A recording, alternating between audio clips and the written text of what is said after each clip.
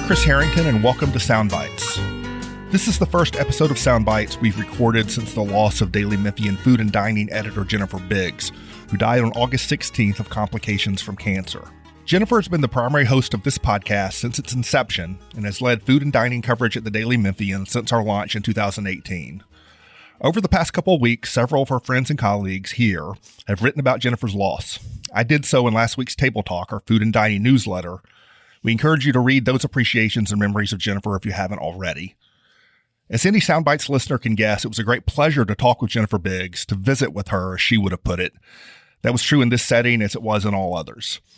Needless to say, she is deeply missed, but food and dining coverage at the Daily Memphian will continue in her enormous absence, as will this podcast. It may take us a little while to sort out our future on those fronts, but as we go forward, we thank you for listening and will continue in Jennifer's memory. I'm joined on Soundbites this week by regular food section contributor Joshua Carlucci, who we had in studio sometime in the last couple months. We're going to talk about a few exciting new additions to the Memphis food scene we've each written about recently, and then maybe get into some other stuff too. We'll see how the time goes. But first, you can find all of our food stories and this podcast at dailymemphian.com, where you can also sign up for our weekly Table Talk newsletter. You can catch Soundbites Thursdays at 11 a.m. left of the dial at 91.7 FM, WYXR, your crosstown radio, or subscribe to it in podcast form wherever you get your audio. And if you're a Facebook user, we encourage you to join our Table Talk group there as well. Josh, thanks for coming in. Thanks for having me, Chris. Good to see you again. So, some interesting new stuff, two new and one new-ish, I think that we've both written about. We both had a chance to visit. You stopped by this morning on your way in to check out Buster's Butcher, which is the new butcher shop and more, I would say, that just opened, had a soft opening about a week ago. It has its actual grand opening sometime in September, which is it's off Poplar and Highland. It is it's related to and adjacent to, but it's separate from the Buster's liquor store there at Poplar and Highland. So what'd you think? It's a really dope space. They have an entire Wagyu ribeye strip from Japan in there, which I thought was really cool.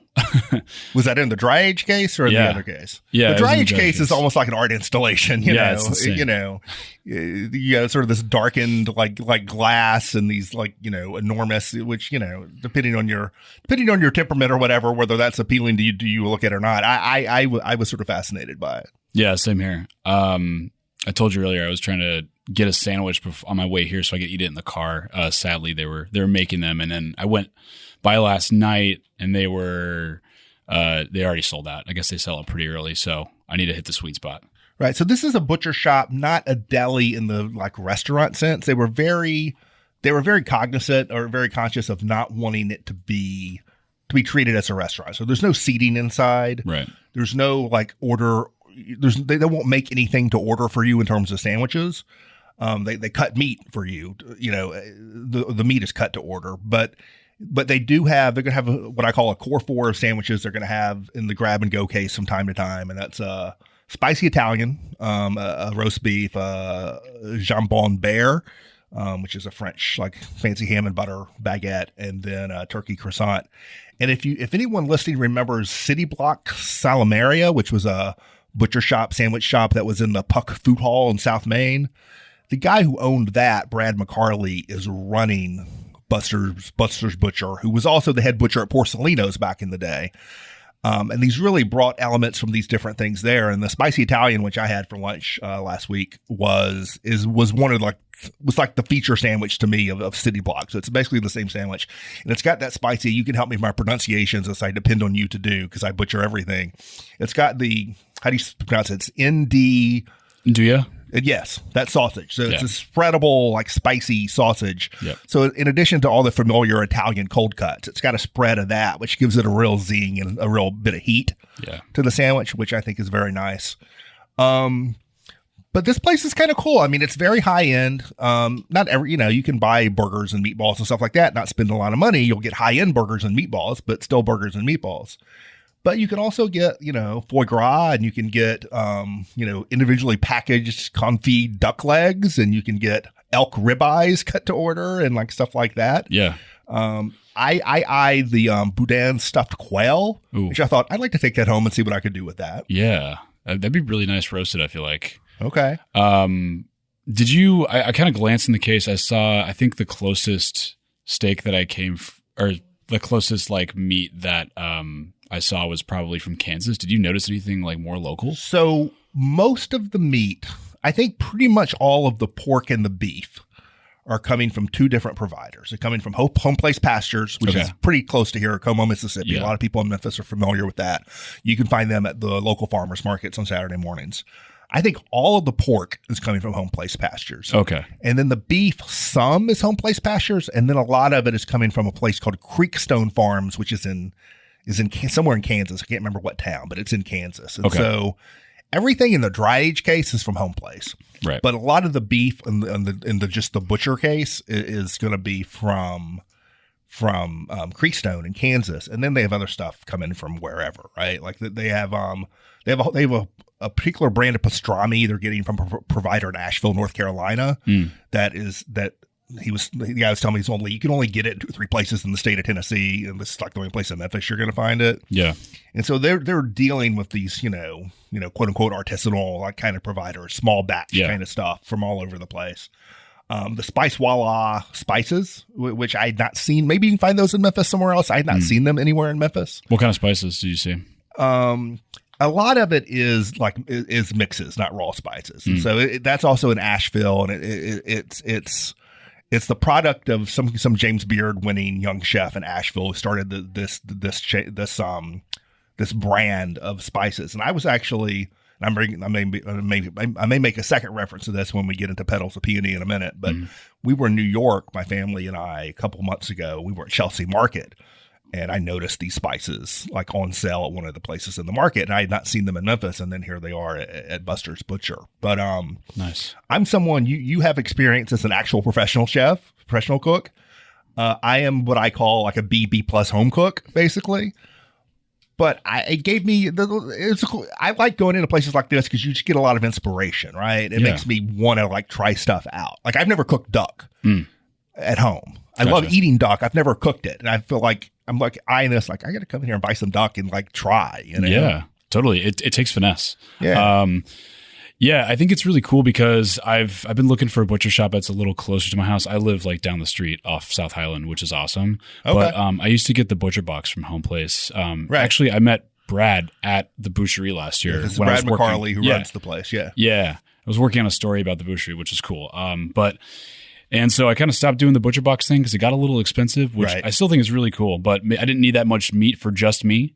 So yeah, I hear what you're saying. It's like, it's great to go into a place and be like, okay, what am I unfamiliar with? What do I kind of want to experiment with? Right. And, it's very like, I feel like the word curated has been overused outside of the art world, but Brad has sort of hand selected everything that's in the shop, and it's like what he would want in his restaurant kitchen and his home kitchen. Mm-hmm.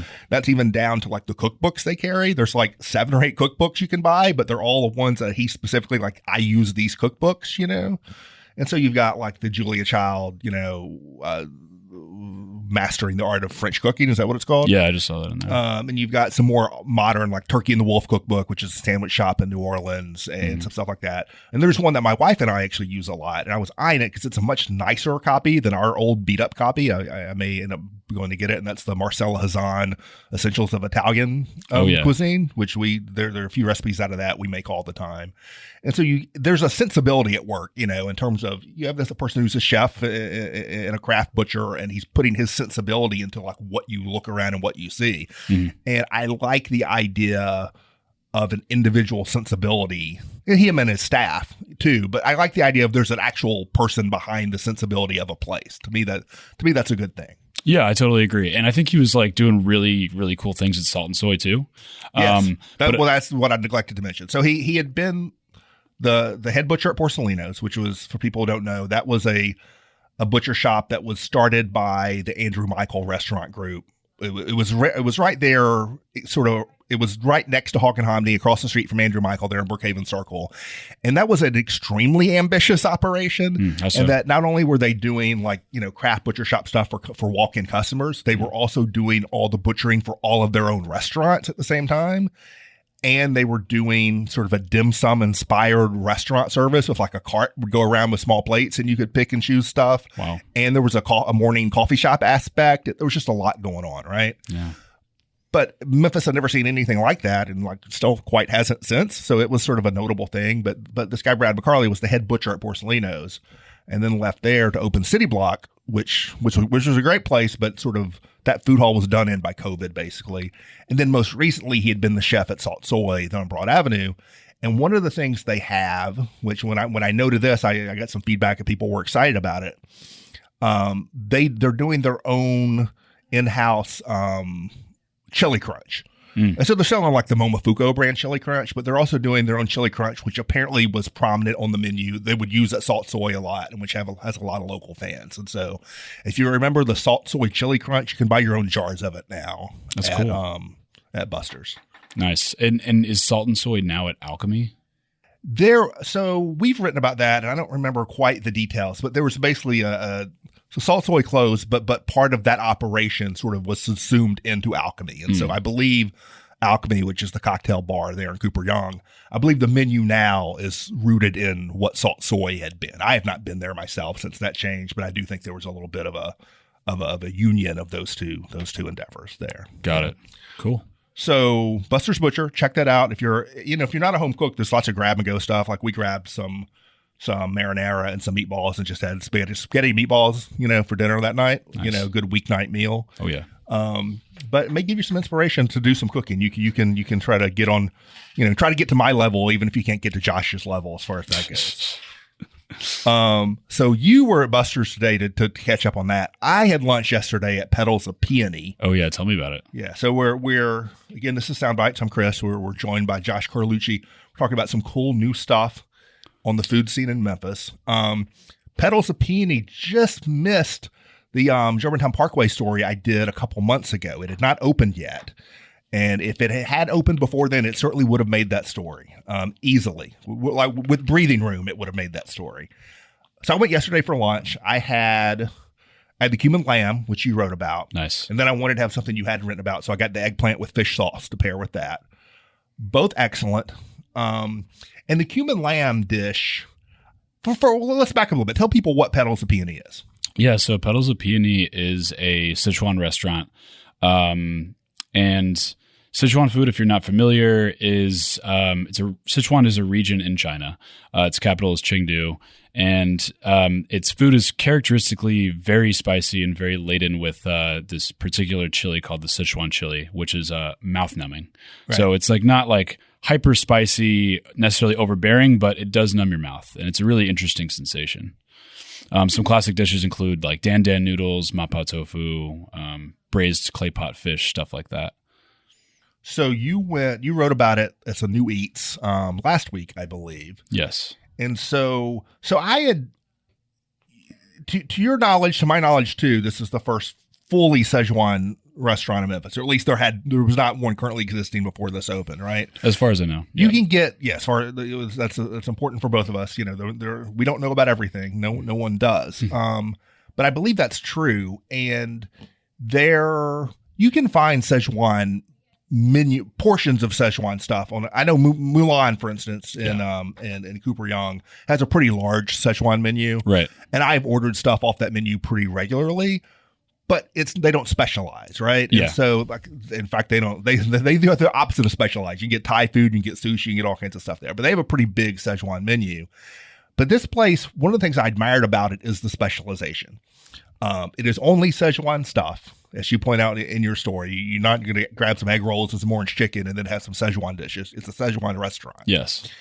And the menu, while not small, it's not enormous either. It's very comprehensible. Yeah. I think people have association of Chinese restaurants have these just enormous menus. And the menu of this restaurant is not much different from most other restaurants you would go to that are more specifically geared around something specific. And so, you have, I don't know, a dozen or so entrees, a dozen or so chef specialties, and a vegan section, and a whatever. Yeah. So I got the cumin lamb and I got the eggplant with fish sauce. And we had eaten, I said I was going to come back to my visit to New York. when we were in New York a couple months ago, when we were at Chelsea Market, we were walking the High Line, and we dropped down off the High Line to go to Chelsea Market to grab lunch.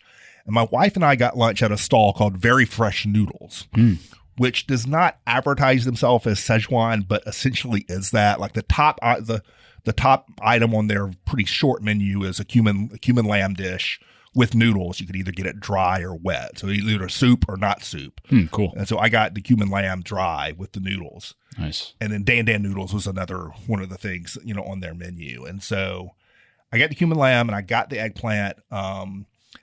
I did not find, there was definitely some real heat and some tingle to the cumin lamb. I didn't find it like super hot, even though it was like a 2-pepper thing on the menu. I cannot tell you as a matter of fact that I was not profiled, when I came in and they didn't like lower the heat from what it would normally be. It's possible that that's true. But it was kind of perfect for me. It could have been even slightly hotter. I would have been fine with that, but it had some real kick to it. Really intense flavor. This is the dish that's like a real heavy, as you would have from the name, a heavy cumin flavor. Like the lamb is really dusted in the cumin, right? With onion and peppers and everything. And then the fish sauce eggplant just had just a tinge of heat. It's like a 1-pepper thing on the menu, but it had just a slight sweetness, that fish sauce sweetness to it. Yeah, nice. Which I thought made a nice pairing with the lamb. What's some of the other stuff you got? Yeah. So I started with the cold Whittier salad. So Whittier mushrooms are kind of like a fibrous, chewy. They're like a black mushroom. Kind of looks like if you ever see like dried black fungus in, like a grocery store like Viet Hoa, that's kind of what it looks like. And so they cook it, and then they chill it, and then they toss it in a dressing that's made of chicken broth, pickled peppers, and some like chili oil, and it's really delicious. It's a cold, like refreshing dish, and chicken broth and cold sounds kind of weird, but it's really, really nice. And like the texture of the Whittier mushrooms is perfect. It's like a little chewy, but it's like tender at the same time. And then let's see, I'm trying to remember what else I got here. I also got this dish called spicy beef and tripe, which was also a chilled dish. And I mentioned in sort of my review that, like, you went with the tripe and the intestines. Yeah, I did. I'm a big fan of offal in certain contexts. Right. And I thought this was a good one because they had a lot of it on the menu. So I'm like, okay, I think they're probably doing something right here. Right. And they were for sure. The spicy beef and tripe was another chilled dish. It's boiled lamb shank and honeycomb tripe and beef tendon. And they chill it, also toss it with chili oil, top it with cilantro, sesame. It's really good, really tender, really refreshing, which is kind of a weird thing to say for organ meat. Right. Got the cumin lamb.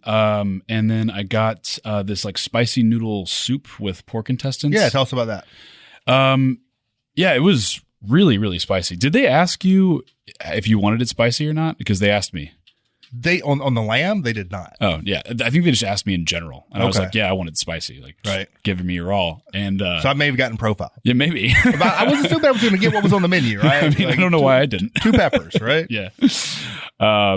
They maybe had a suspicion because I was kind of taking notes the whole time. But anyways, yeah. So this dish was really actually very spicy. It wasn't just the numbing sensation. And it was this very like oil heavy noodle soup, which it came with glass noodles, ton of chili oil. I thought it was really delicious. I didn't notice any of the pork intestine in there, so I wasn't sure about it. Maybe it was forgotten. Maybe I just missed it somehow. But yeah, I mean, all in all, it's such a cool restaurant. It's well, I have to ask you because this is Memphis, and I know where the eyes will go of many Memphians when they look at any menu and they see the term fried chicken. Oh yeah, their eyes will go there. Tell us about the Peony fried chicken. Yeah, I forgot about that one. So this dish is actually more of like a dry kung pao chicken than it is actually fried chicken. I think they do have an actual like classic American style fried chicken on the menu. So this is not breaded, but this is not breaded. No, it's stir fried, essentially dry with lots of the Szechuan peppers, right? Yeah, the texture is like pieces of thigh and breast meat that were probably tossed in flour and then like wok fried. There's a similar dish that I've had, and it's a different name. I don't remember what it's called, but it's a similar dish at Mulan that that is of this style that I've gotten, which is like extremely spicy, the Mulan version. Which, I like, but it's not, to your point, it's not like a breaded, crunchy fried chicken thing. If you're expecting that's not what you're going to get. Yeah, totally. It's great though. So is there anything on the menu that if you want to go back that you sort of wish you couldn't try everything? Is there anything you'd still want to try in particular? Yeah, actually my favorite Szechuan dish is mapo tofu. Yes. It's amazing. My partner doesn't love it, so I usually have to put it aside. But now, does that typically come with ground pork as well or no? Yeah. Okay. There's a lot of places that do it without. Okay. I also would really love to do the braised whole fish. It looks incredible online. Yes. Yeah. They got lotus roots and it's full of broth and chilies and just looks really fun to share. Yeah, that definitely felt like come with other people. It's not sit down for lunch by yourself kind of dish, right? But some of the whole fish dishes looked really interesting. It's a nice little spot. It's a small restaurant, sort of a small shotgun style restaurant, which will mean something to people with Southern roots. Shotgun style houses. So it's a narrow shoebox style shape, one room place. It is right next to the Queen of Sheba Imperial Restaurant, right, which is right across whatever that cross street is from the Cordova International Farmers Market. And so that whole little intersection there is now becoming one of your best little food pockets in Memphis, maybe, because there's some nice food trucks there. The Two Empanadas truck, which I've written about, which I really like. And there's just a lot of interesting stuff going on right there. Yeah, you're going to have to do another guide soon, I think. Well, speaking of Germantown Parkway, the other place we were going to talk about, and I'm jealous of you because from your story, I know that you've been there multiple times, and I've not had a chance to go back since I wrote about it for the Germantown Parkway story. Is Pho Forever, which I was totally smitten by, both the quality of the food and the atmosphere inside. This is not on Germantown Parkway. It's on a side street that's tucked back behind Germantown Parkway, just east of Germantown Parkway. It's actually the same little street that the Jerry Snow Cone's second location is on. And it's next to I don't know, an auto shop or something. Yeah. And it's just this nondescript building. And then you walk in and the vibe changes as soon as you walk through the door, which is a good thing, experience to have in a restaurant. So when I went there, I had the banh mi, which you wrote about. And I had, and I'm going to get you to help me with my pronunciation again, the crepe. Yeah, bun chow. Bun chow, which is a dish I've had multiple places. I think my favorite version of that I've had was at Pho Forever. Was it good when you had it too? So good. Yeah, that's what I got the first time I was there. The pork, this is a crepe dish. Sometimes it's called a pancake, but it's more of a crepe, really. And it's usually stuffed with sliced pork, with shrimp, with what else is in there? Vegetables. And mung bean sprouts. Right. So you get that crunchiness from the sprout. And what I was particularly impressed by, first of all, just the lightness of the crepe itself, but the pork was sliced very thin, and it sort of cooked into the bottom of the crepe. It sort of melted. So it wasn't that there was pork in the crepe stuffed. It wasn't some omelet or whatever. Or it wasn't it was stuffed inside the crepe. It had become one with the crepe in a way, which I thought was delightful. Yeah, and I think what's really cool about the lightness of it, like you mentioned, is that they make it with rice flour and a lot of turmeric. So it's not as kind of bready and filling as a French crepe would be. Well, when it arrives, if you order this solo, as I did, which maybe you did too, it arrives and it is enormous, right? You can handle it. You can eat this because it is not even though it's huge, it is not heavy. No, it's not. Yeah, and it comes with the side of the lettuce leaves and a bunch of herbs, so you can kind of make little wraps out of it. It's great.